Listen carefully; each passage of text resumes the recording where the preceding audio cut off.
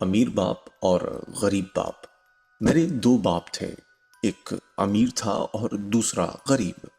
ایک بہت پڑھا لکھا اور ذہین تھا، اس کے پاس پی ایچ ڈی تھی اور انڈر گریجویشن کا 4 سالہ کورس اس نے 2 سال میں مکمل کیا تھا۔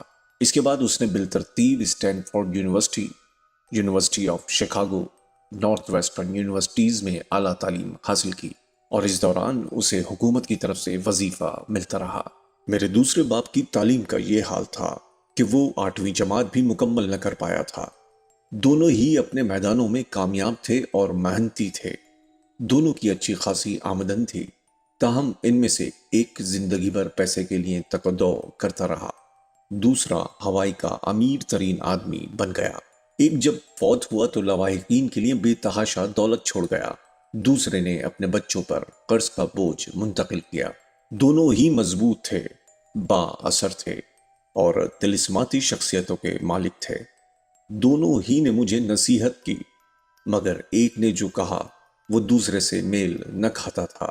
دونوں ہی تعلیم کے دلدادہ تھے، مگر تعلیم کے سلیبس کے بارے میں دونوں کے مشوروں کی جو ایک دوسرے سے یکسر مختلف تھے، چھان بین کر سکتا تھا، ان پر غور کر سکتا تھا۔ ایک ان میں سے غریب تھا، دوسرا امیر۔ بجائے اس کے کہ میں نے ان میں سے ایک کی نصیحت قبول کرتا اور دوسرے کی نصیحت کو رد کرتا، میں نے ان دونوں کی نصیحتوں کو سامنے رکھ کر ان پر غور کیا اور دونوں کا موازنہ کیا تاکہ ان میں جو نصیحت زیادہ موزوں ہے اسے اپنا لوں۔ مشکل یہ تھی کہ ان میں سے جو امیر تھا وہ پورے طور پر امیر نہ تھا اور جو غریب تھا وہ بھی پوری طرح غریب نہ تھا۔ دونوں نے اپنے کریئر کا آغاز کیا تھا اور دونوں کو یہ پیسہ کمانے کی دھن تھی تاکہ اپنے خاندان کا بوجھ اٹھائیں، مگر پیسے کے بارے میں دونوں کے نقطۂ نظر میں بہت فرق تھا۔ مثال کے طور پر ایک کا کہنا تھا پیسے کا پیار سب برائیوں کی جڑ ہے، اور دوسرے کا کہنا تھا پیسے کی کمی سب برائیوں کی جڑ ہے۔ ایک نوجوان ہونے کے ناطے جس کے سر پر 2 با اختیار باپوں کا سایہ تھا، مجھے خاصی مشکل کا سامنا تھا۔ میں ایک تابعدار بیٹے کی حیثیت میں ان کی بات سنتا، مگر ایک کچھ کہتا اور دوسرا کچھ اور۔ دونوں کی سوچیں مختلف تھیں، خاص طور پر پیسے کے مسئلے پر دونوں کے ذہن اور طرز فکر میں زمین آسمان کا فرق تھا۔ نتیجہ یہ نکلا کہ آہستہ آہستہ ان کے نقطہ نظر کے بارے میں مزید جاننے کی خواہش مجھ پر غالب آتی گئی۔ میں گھنٹوں ان کے کہنے سننے پر سوچ بچار کرتا۔ میرا زیادہ وقت اسی فکر میں گزر جاتا کہ انہوں نے جو کچھ کہا اس کی حقیقت کیا تھی، کیا صحیح تھا، کیا غلط۔ میں خود سے سوال کرتا، اس نے ایسا کیوں کیا؟ اور پھر یہی سوال دوسرے والد کے بیان کو پیش نظر رکھ کر کرتا۔ میری مشکل بہت حد تک آسان ہو جاتی اگر میں یہ کہہ دیتا ہاں اس نے ٹھیک کہا ہے، میں اس سے متفق ہوں، یا پھر یہ کہہ کر اسے رد کر دیتا بڈھے کو کچھ پتا نہیں کہ وہ کیا اناپ شناپ بک رہا ہے۔ اس کے بجائے 2 باپ جن سے میں بہت پیار کرتا تھا، انہوں نے مجھے سوچنے پر مجبور کیا، اور آخر کار یہی سوچنے کی عادت ہمیشہ کے لیے مجھ میں سرائیت کر گئی، اور زندگی بھر میں نے سوجھ بوجھ کے بنا کبھی کوئی فیصلہ نہ کیا۔ چناؤ کے اس عمل نے مجھے بہت کچھ سکھایا جو آنے والے دنوں میں میرے لیے بہت سود مند رہا۔ اگر میں بغیر سوچے سمجھے ایک کا فیصلہ قبول کرتا اور دوسرے کو رد کر دیتا تو شاید میں کبھی بھی کامیابی سے ہمکنار نہ ہوتا۔ امیر کے امیر تر ہونے اور غریب کے غریب تر ہونے اور متوسط طبقے کا بوجھ تلے دبے ہونے کی بہت سی وجوہات میں سب سے اہم یہ ہے کہ پیسے کے بارے میں اسکول میں تعلیم کے دوران ہمیں بہت کم بتایا جاتا ہے۔ اس کے بارے میں جو تھوڑا بہت ہم جانتے ہیں وہ گھروں میں سیکھتے ہیں۔ ہم میں سے اکثر لوگ پیسے کے بارے میں اپنے والدین سے معلومات حاصل کرتے ہیں، تو پھر ایک غریب والد یا والدہ اپنے بیٹے کو پیسے کے بارے میں کیا بتا پائیں گے؟ وہ صرف یہی کہیں گے اسکول جاؤ اور پڑھائی میں دل لگاؤ۔ ہو سکتا ہے بچہ بہت اعلیٰ نمبروں سے گریجویشن کر لے، مگر غریب والدین کی لگاتار روایتی نصیحتوں نے اس بچے کے دماغ کو خاص سانچے میں ڈھال دیا ہے۔ پیسے کا مضمون اسکولوں میں نہیں پڑھایا جاتا، وہاں انہیں پیشہ ورانہ تعلیم دی جاتی ہے۔ اور اسے خاصے وزنی مضامین پڑھائے جاتے ہیں، مگر مالیاتی تعلیم سے چشم پوشی کی جاتی ہے۔ اس کا نتیجہ یہ ہوتا ہے کہ اس نفس مضمون کے بارے میں ان کی معلومات انتہائی ناقص ہوتی ہے، اور جہاں سرے سے مضمون ہی مفقود ہو، وہاں اہلیت کی نشو و نما کیسے ہوگی؟ یہی وجہ ہے کہ بینکر، ڈاکٹر اور اکاؤنٹنٹ جنہوں نے اسکول میں پڑھائی کے دوران لازماً اچھے گریڈ حاصل کیے ہوں، مگر پیسے کے بارے میں ان کی معلومات کتنی نامکمل ہے، اور تمام زندگی روایتی جھنجھٹ میں گرفتار رہتے ہیں۔ ہمارے اتنے بڑے قومی قرضے کے سبب یہی انتہائی تعلیم یافتہ سیاستدان اور حکومتی افسر ہیں جو بغیر سوچے سمجھے مالیاتی فیصلے کرتے ہیں۔ میں نئی صدی کی طرف جب دیکھتا ہوں تو مجھ پر یہ سوچ کر خوف طاری ہو جاتا ہے کہ لاکھوں نئے لوگ زندگی کے دھارے میں شامل ہوں گے جنہیں مالی اور علاج کی اعانت کی ضرورت ہوگی۔ مالی مدد کے لیے ان کا دار و مدار حکومت پر یا اپنے خاندانوں پر ہوگا۔ اس وقت کیا ہوگا جب علاج، معالجے اور سوشل سیکیورٹی ادا کرنے کے لیے خزانے میں پیسے نہ ہوں گے؟ اس قوم کا کیا بنے گا کہ اگر ان بچوں کو مالیاتی شعور سے دوران تعلیم بیگانہ رکھا گیا اور یہ فرض والدین کے ذمے چھوڑ دیا گیا کہ وہ اپنے بچے کو اقتصاد کے بارے میں بتلائیں، جن میں سے زیادہ تر یا تو غریب ہوں گے یا غربت کی طرف بڑھ رہے ہوں گے؟ کیونکہ میرے دو بااثر باپ تھے، میں نے ان دونوں سے سیکھا، دونوں کی نصیحتوں پر اچھی طرح سوچ بچار کرتا، اور اس طرح مجھے ایک گراں بہا تجربہ حاصل ہوا، اور مجھے پتا چلا کہ انسان کے خیالات کا اثر اس کی ذاتی زندگی پر کتنا محیب اور دور رس ہوتا ہے۔ ایک باپ کہا کرتا ہے، میں یہ چیزیں خریدنے کی استطاعت نہیں رکھتا۔ دوسرے نے مجھے یہ الفاظ دہرانے سے منع کر دیا۔ اس نے مجھ پر زور دیا کہ میں یہ کہوں، میں کس طرح اسے خریدنے کے قابل ہوں گا۔ ایک بیان ہے اور دوسرا سوال ہے۔ ایک سے تم قناعت اور صبر شکر اختیار کر لیتے ہو، لیکن دوسرا تمہیں سوچنے پر مجبور کرتا ہے۔ میرا جلد امیر ہونے والا باپ یہ الفاظ کہہ کر اس کا مطلب بیان کرتا ہے، میں اسے خریدنے کی استطاعت نہیں رکھتا۔ یہ سوچ کر تمہارا ذہن اس بارے میں سوچ بچار کو ترک کر دیتا ہے۔ جب آپ سوال کرتے ہیں کہ میں اسے کیسے خرید پاؤں گا، تمہارا ذہن کام میں لگ جاتا ہے۔ اس کا یہ مطلب نہ تھا کہ خواہشات کو بے لگام کر کے جو چاہو خریدو۔ ذہن کی مشق کا اسے جنون کی حد تک خپ تھا، جو دنیا کا طاقتور ترین کمپیوٹر تھا۔ میرا ذہن روز بروز طاقت پکڑ رہا ہے کیونکہ میں روزانہ اسے ورزش کراتا ہوں۔ جوں جوں طاقتور ہوگا میں زیادہ پیسہ بناتا جاؤں گا۔ یہ جواب کہ میں اسے خریدنے کی طاقت نہیں رکھتا ذہنی سستی کی علامت ہے۔ دونوں ہی باپ بہت محنت کرتے، مگر ایک باپ کی عادت تھی کہ جب پیسے کا معاملہ درپیش ہوتا تو وہ لا تعلق ہو جاتا اور اپنے ذہن کو سلا دیتا، اور دوسرا اس وقت متحرک ہو جاتا۔ اس کا نتیجہ یہ برآمد ہوا کہ آخرکار ایک دولت مند ہوتا گیا اور دوسرا مفلس ہوتا چلا گیا۔ یہ بالکل اسی طرح ہے کہ ایک شخص روزانہ جم میں جا کر ورزش کرتا ہے اور دوسرا گھر میں آرام کرسی پر بیٹھ کر ٹیلی ویژن دیکھتا ہے۔ جس طرح ہر روز باقاعدگی سے ورزش کرنے سے جسم مضبوط ہوتا ہے، صحت اچھی ہوتی ہے، اسی طرح روزانہ ذہنی ورزش سے انسان کا ذہن مضبوط ہوتا ہے اور دولت میں اضافہ ہوتا ہے۔ میرے دونوں باپوں کا نظریہ ایک دوسرے کی ضد تھا۔ میرے ایک باپ کا عقیدہ تھا کہ دولت مندوں کو زیادہ ٹیکس ادا کرنا چاہیے تاکہ غریبوں کی خبر گیری ہو سکے۔ دوسرا کہتا تھا، ٹیکس کی ادائیگی سے ان لوگوں کو سزا دی جاتی ہے جو دولت پیدا کرتے ہیں، اور ان لوگوں کو نوازا جاتا ہے جو کچھ نہیں کرتے اور بیکار میں وقت ضائع کرتے ہیں۔ ایک کا مشورہ تھا، محنت سے پڑھائی کرو تاکہ کسی اچھی فرم میں ملازمت مل جائے۔ دوسرا باپ یہ صلاح دیتا، محنت سے پڑھائی کرو تاکہ کسی اچھی فرم کو خرید سکو۔ ایک کہتا، میری تنگی کی وجہ یہ ہے کہ میرے بچے ہیں۔ دوسرا کہتا، مجھے ہر صورت دولت کمانی ہے کیونکہ میرے بچے ہیں۔ ایک عشائیہ کے دوران پیسے کے بارے میں بات چیت کی حوصلہ افزائی کرتا، دوسرا کھانے کے دوران اس قسم کی گفتگو کی حوصلہ شکنی کرتا۔ ایک کہتا، جب پیسے کا معاملہ ہو تو بہت احتیاط کرو، خطرات مول نہ لو۔ دوسرا کہتا، خطرات سے نبرد آزما ہونے کی اہلیت پیدا کرو۔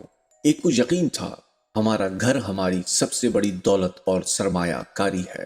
دوسرا کہتا، میرا گھر اضافی بوجھ ہے، اور اگر صرف یہی ہماری سرمایہ کاری ہے تو مصیبت کا اندیشہ ہے۔ دونوں باپ وقت پر اپنے واجبات ادا کرتے، ایک شروع میں ادائیگی کرتا، دوسرا سب سے آخر میں۔ ایک کا خیال تھا کہ حکومت یا کمپنی ہماری ضروریات کی دیکھ بھال کرے، اسے ہر وقت تنخواہ میں اضافے کی فکر رہتی۔ وہ ریٹائرمنٹ کے بعد مناسب منصوبہ بندی کی تلاش میں لگا رہتا، علاج معالجے کی اسکیموں کے بارے میں سوچتا۔ بیماری کی وجہ سے تعطیل اور چھٹیاں اس کے سر پر سوار رہتی۔ وہ اپنے 2 چچاؤں سے بہت متاثر تھا جنہوں نے فوج میں 20 سال تک ملازمت کی۔ ریٹائرمنٹ کے بعد انہیں قابل رشک فوائد حاصل ہوئے۔ علاج معالجے کی ان سہولتوں کو وہ حسرت کی نگاہ سے دیکھتا اور افسوس کرتا کہ کیوں اس نے فوج میں شمولیت نہ کی۔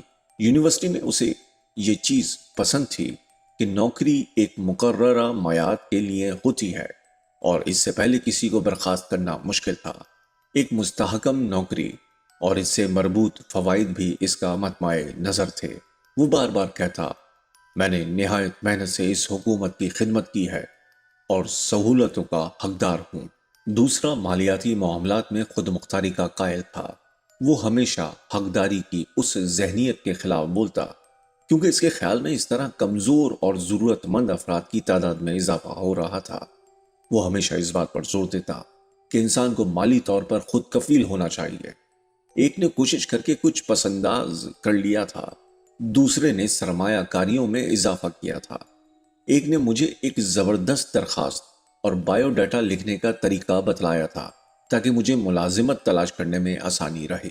دوسرے باپ نے مجھے مضبوط تجارتی اور مالیاتی منصوبہ بندی کے بارے میں بتلایا تھا تاکہ میں نوکریاں پیدا کر سکوں۔ 2 مضبوط باپوں کے زیر اثر رہتے ہوئے مجھے خاصا وقت ملا کہ زندگی پر ان دونوں کے نظریات کے اثرات کا گہرا مشاہدہ کر سکوں۔ مجھے یہ بھی پتہ چلا کہ خیالات کے بلبوتے پر ہی لوگ اپنی زندگی سنوارتے یا بگاڑتے ہیں۔ مثال کے طور پر میرا غریب باپ ہمیشہ کہتا ہے، میں کبھی بھی دولت مند نہ بنوں گا، اور آخرکار یہ پیش گوئی سچ ثابت ہوئی۔ اس کے برعکس میرا امیر باپ ہمیشہ خود کو دولت مند تصور کرتا۔ وہ کہا کرتا، میں امیر آدمی ہوں اور امیر لوگ یہ نہیں کرتے، وہ نہیں کرتے۔ ایک دفعہ اسے سخت خسارہ ہوا، وہ تقریباً کنگال ہو گیا۔ اس کے باوجود وہ خود کو دولت مند گردانتا رہا۔ وہ خود کو حوصلہ دینے کے لیے کہتا رہا، غریب ہونے اور کنگال ہونے میں فرق ہے۔ پیسے کا فقدان وقتی ہے جبکہ غربت غیر محدود ہے۔ میرا غریب باپ بھی کہتا، مجھے دولت سے دلچسپی نہیں یا اس کی سوچ بے فائدہ ہے۔ میرا امیر باپ کہتا، دولت طاقت ہے۔ ہمارے خیالات کا تخمینہ یا ان کی اہمیت کا اندازہ لگانا شاید ممکن نہیں، مگر بچپن ہی میں مجھے اس بات کا اچھی طرح اندازہ ہو گیا کہ میں اپنے خیالات کی جانچ کروں اور ان کا اظہار کر سکوں۔ میں نے محسوس کیا کہ میرا غریب باپ اس لیے غریب نہ تھا کہ اس کی آمدنی کم تھی، یہ اچھی خاصی تھی، بلکہ اپنے خیالات اور کارکردگی میں وہ ایسے تھا۔ بچپن میں دونوں باپوں کی موجودگی میں مجھے اس بات کا اچھا خاصا شعور ہو گیا کہ کون سی خیالات کو میں نے ذہن میں رکھنا اور ان کی نشو و نما کرنی ہے۔ مجھے کس کی بات سننی ہے، امیر باپ کی یا غریب باپ کی؟ دونوں ہی تعلیم اور سیکھنے کے عمل کو بہت اہمیت دیتے اور قابل تعظیم گردانتے۔ ان دونوں کا اختلاف صرف اس بات پر تھا کہ دوران تعلیم زیادہ زور کس پر دینا ہے۔ ایک مجھے پڑھائی کے دوران محنت کی تلقین کرتا تاکہ میں اچھے نمبر لے کر کامیاب ہو سکوں، مجھے باعزت نوکری ملے اور میری تنخواہ معقول ہو۔ وہ مجھے پیشہ ورانہ تعلیم دلانے کا خواہش مند تھا تاکہ میں اٹارنی بن جاؤں، اکاؤنٹنٹ بن جاؤں یا بزنس اسکول سے MBA کروں۔ دوسرا مجھے دولت مند ہونے کے لیے محنت سے پڑھنے کا مشورہ دیتا۔ وہ چاہتا تھا کہ میں دولت کے معجزاتی اثرات کے بارے میں جانوں، اسے کیسے حاصل کیا جاتا ہے اور کارآمد بنایا جاتا ہے، وہ کون سے طریقے ہیں جن سے اسے تابع فرمان بنا کر مزید دولت پیدا کی جاتی ہے۔ وہ بار بار کہتا، میں پیسے کے لیے کام نہیں کرتا، پیسہ میرے لیے کام کرتا ہے۔ 9 سال کی عمر میں نے فیصلہ کر لیا کہ میں اپنے امیر باپ کی نصیحت کو پلے باندھ لوں اور اس پر عمل کروں۔ اس انتخاب کے بعد میں نے اپنے غریب باپ کی نصیحتوں کو پس پشت ڈال دیا حالانکہ وہ بے تحاشا پڑھا لکھا انسان تھا۔ رابرٹ فراسٹ میرا پسندیدہ شاعر ہے۔ مجھے اس کی بہت سی نظمیں اچھی لگتی ہیں، مگر جسے سب سے زیادہ پسند کرتا ہوں وہ ہے راستہ جو نہ اپنایا گیا۔ میں روزانہ اسے دہراتا ہوں۔ ایک روپیلے جنگل میں دو راستے مختلف سمتوں میں جاتے تھے، دونوں پر سفر کرنا ناممکن تھا۔ میں اکیلا مسافر تھا، دیر تک اسی سوچ میں غرق رہا۔ ایک راستے پر دور تک نگاہ کی، یہاں تک کہ آگے جا کر یہ مڑ کر نظروں سے اوجھل ہو گیا۔ پھر میں دوسرے راستے پر روانہ ہو گیا۔ غالباً یہ راستہ میری توجہ کا زیادہ طالب تھا، کیونکہ اس پر گھاس اگی ہوئی تھی اور قدموں کے نشان نہ تھے۔ مگر جب میں ذرا آگے گیا تو اس پر بھی خاصی آمد و رفت کے اثرات تھے، اور ایک دن مسلسل میں اس راستے پر چلتا گیا اور راستے راستوں سے ملتے گئے، اور اب واپسی ممکن نہ تھی۔ ایک مدت کے بعد آہ بھر کر میں یہ کہوں گا کہ جنگل میں دو راستے تھے اور میں اس راستے پر چلا جس پر آمد و رفت بہت کم تھی، اور صرف اس انتخاب سے میری زندگی پر اہم اثرات مرتب ہوئے۔ Robert frost, 1916۔ بارہا میں نے رابرٹ فراسٹ کی اس نظم کے بارے میں سوچا۔ اپنے پڑھے لکھے باپ کی نصیحت کو نظر انداز کرنے اور دولت کے متعلق ایک مخصوص زاویہ اپنانا آسان کام نہ تھا، مگر اسی فیصلے کی بدولت میری باقی ماندہ زندگی کا خاکہ بنا۔ میں نے جو فیصلہ کر لیا کہ میں نے کس کی بات سننی ہے، تو دولت کے بارے میں میری تعلیم شروع ہو گئی۔ 30 سال تک میرے دولت مند باپ نے میری تربیت کی، یہاں تک کہ میری عمر 39 سال کی ہو گئی، اور جب اسے اندازہ ہو گیا کہ جو اہم نکات وہ میرے کند ذہن میں گھسانا چاہتا تھا انہوں نے مجھ پر اچھی طرح قابو پا لیا ہے، تو اس نے مجھے مزید پڑھانا روک دیا۔ دولت طاقت کی ایک قسم ہے، مگر اس سے بھی ضروری ہے اقتصادی تعلیم۔ پیسہ آتا جاتا رہتا ہے، لیکن اگر آپ کو اس بات کا علم ہو کہ پیسہ کیسے اپنی چمکار دکھاتا ہے، تو آپ اس پر قابو پا کر ایک بار پھر دولت کما لیتے ہیں۔ مثبت سوچ رکھنے کے باوجود لوگ صرف اس لیے کامیاب نہیں ہوتے کہ اسکول میں پڑھائی کے دوران انہیں پیسے کے کام کرنے کے طریقے سے لابلد رکھا گیا، چنانچہ وہ زندگی بھر پیسے کے لیے کام کرتے ہیں۔ چونکہ 9 سال کی عمر میں نے شروعات کی، تو جو سبق میرے امیر باپ نے مجھے پڑھائے وہ سادہ تھے، اور جب میری پڑھائی مکمل ہوئی تو مجھے اندازہ ہوا کہ صرف 6 سبق تھے جو 30 سال کے دوران بار بار میرے باپ نے میرے ذہن میں ڈالنے کی کوشش کی۔ یہ کتاب انہی 6 اسباق یا اصولوں کے بارے میں ہے، اور انہیں میں نے اتنا آسان فہم بنایا ہے جتنا میرے امیر باپ نے میرے لیے بنائے تھے۔ یہ جوابات نہیں مگر رہنما اصول ہیں، ایسے رہنما اصول جو آپ اور آپ کے بچوں کو دولت مند بننے میں مددگار ہوں گے، خواہ اس بدلتی دنیا میں کوئی سے تغیرات رونما ہوں۔ یہ اصول ہمیشہ کے لیے روشنی کے مینار بن کر آپ کی رہنمائی کرتے رہیں گے۔ پہلا سبق، دولت مند پیسے کے لیے کام نہیں کرتے۔ دوسرا سبق، اقتصادی تعلیم کیوں ضروری ہے۔ تیسرا سبق، اپنے کام سے کام رکھو۔ چوتھا سبق، ٹیکس کی تاریخ اور فرموں کی اہمیت۔ پانچواں سبق، دولت مند پیسے کی ایجاد کرتے ہیں۔ چھٹا سبق، سیکھنے کے لیے محنت کرو، پیسے کو کمانے کے لیے محنت نہ کرو۔